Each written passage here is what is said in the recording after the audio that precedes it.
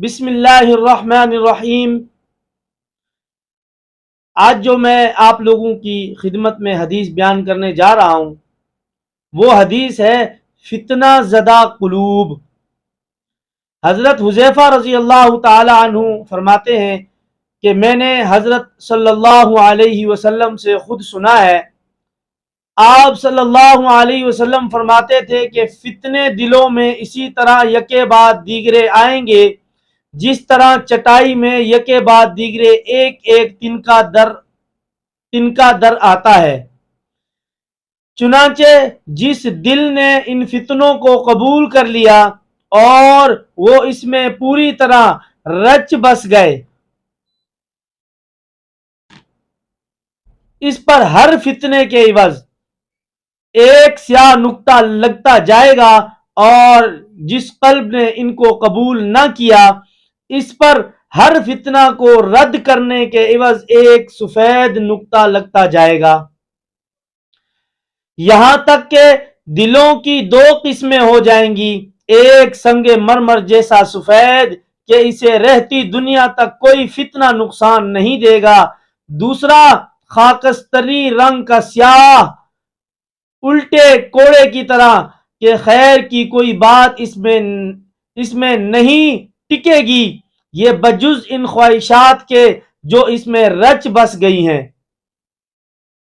نہ کسی نیکی کو نیکی سمجھے گا نہ کسی برائی کو برائی، اس کے نزدیک نیکی اور بدی کا معیار بس اپنی خواہش ہوگی۔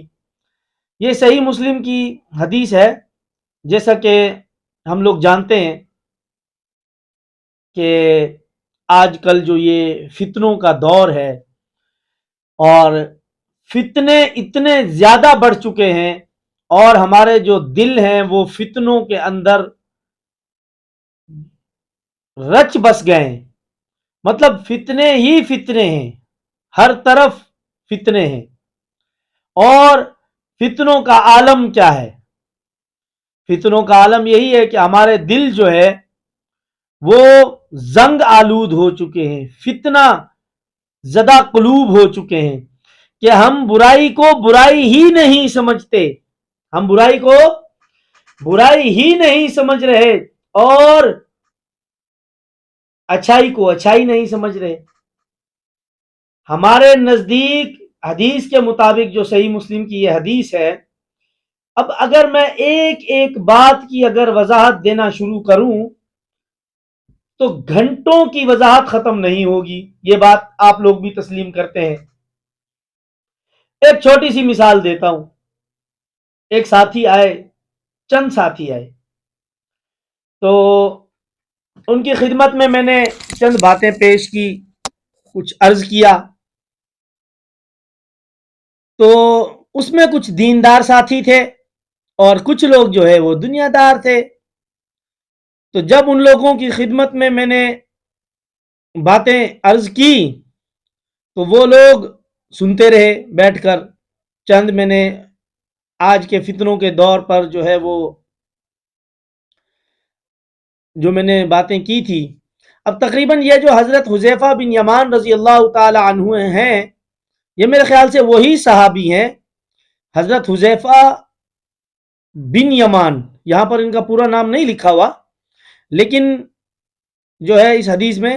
لیکن غالباً یہ وہی ہیں جن کے بارے میں میرا ایک سلسلہ بھی چل رہا ہے، دور حاضر کے نمایاں خد و خال اور قرب قیامت کی 72 علامتیں، اور ان کے بارے میں بتا چکا ہوں کہ یہ وہ صحابی ہیں جنہیں آپ صلی اللہ علیہ وسلم نے فتنوں کے بارے میں علم دیا تھا اور منافقوں کے بارے میں بتایا تھا۔ یہ وہ واحد صحابی ہیں جو ہمیشہ آپ صلی اللہ علیہ وسلم سے فتنوں کے بارے میں پوچھا کرتے تھے کہ جو ہے نا مطلب کسی آنے والے فتنے میں مبتلا نہ ہو جائیں، فتنوں سے بچنے کے لیے اکثر وہ اس طرح کے سوال کیا کرتے تھے۔ ان کا تعارف میں کرا چکا ہوں، اور ان کے جو ہے وہ ہمارا جو سلسلہ چل رہا ہے ابھی پارٹ 6 تک الحمدللہ احادیث بیان ہو چکی ہیں، مطلب دور حاضر کے نمایاں خد و خال اور قرب قیامت کی 72 علامتیں، اس میں بھی یہی صحابی ہیں، اور اکثر روایات فتنوں کے بارے میں جتنی بھی روایات ہیں وہ انہی سے منقول ہیں۔ خیر، بات میں یہ کر رہا تھا کہ کچھ نیک ساتھی آئے تو ان کے سامنے میں نے بات رکھی، باتوں باتوں سے بات نکلی، اور میں نے ان کی خدمت میں عرض کیا کہ یہ جتنا بھی یہ جو ٹیکنالوجی سسٹم ہے، یہ جو ایپس ہیں، یہ جو سافٹ ویئرس ہیں، یہ اکثر جو ہے یہ اسرائیل کے بنائے ہوئے ہیں، اور اسرائیل جو ہے وہ اسے مفت میں جو ہے وہ پرووائڈ کر رہا ہے، مسلمانوں کو اس نے مفت میں دیے ہوئے ہیں اور اسرائیل کے بنائے ہوئے ہیں۔ تو جب میں نے ان کی خدمت میں یہ بات کی تو اس کے بعد جو ہے وہ میں نے انہیں بتایا موبائل کے بارے میں کہ یہ موبائل جو ہے یہ کتنا بڑا فتنہ ہے اور دجال کا فتنہ ہے، اور بھی میں نے ان کی خدمت میں چند ایک باتیں عرض کی، تو وہ ساتھی سنتے رہے، بیٹھ کر سنتے رہے۔ جو ان میں ایک دنیا دار ساتھی تھا، وہ جب کھڑا ہوا تو اس نے کہا، میں نے کہا دیکھو بھائی، یہ موبائل جو ہے یہ چھوٹا دجال ہے، جس طرح بڑے دجال ہوتے ہیں، مطلب ایک بڑا شیطان ہے، پھر اس نے اپنے چھوٹے چھوٹے جو ہے نا وہ شیطان بھیجے ہوئے ہیں لوگوں کو گمراہ کرنے کے لیے۔ تو میں نے جو ہے نا ساتھیوں سے کہا، میں نے کہا یہ مصنوعی دجال ہے اور یہ چھوٹا دجال ہے، بڑے دجال نے اسے خود بنا کر اور جو ہے وہ مطلب دجال کے پیروکاروں نے یا خود دجال نے اسے بھیجا ہے، ایسا میں نے کہا آپ گمان کر لیں، کیونکہ اس میں جو فحاشی ہے اور جو فتنے ہیں اور جتنا اس موبائل نے اس امت کو نقصان پہنچایا ہے اتنا کسی اور چیز نے نہیں پہنچایا۔ تو وہ کہنے لگا کہ بھائی یہ تو لوگوں کی سہولت ہے، لوگوں کی سہولت کے لیے ہے۔ میں نے کہا دیکھو، لوگ دجال کو بھی مسیحا مانیں گے اور اس کے بھیجے ہوئے جو پیروکار ہوں گے، جو اس کے ساتھی ہوں گے، انہیں بھی اپنا مسیحا مانیں گے۔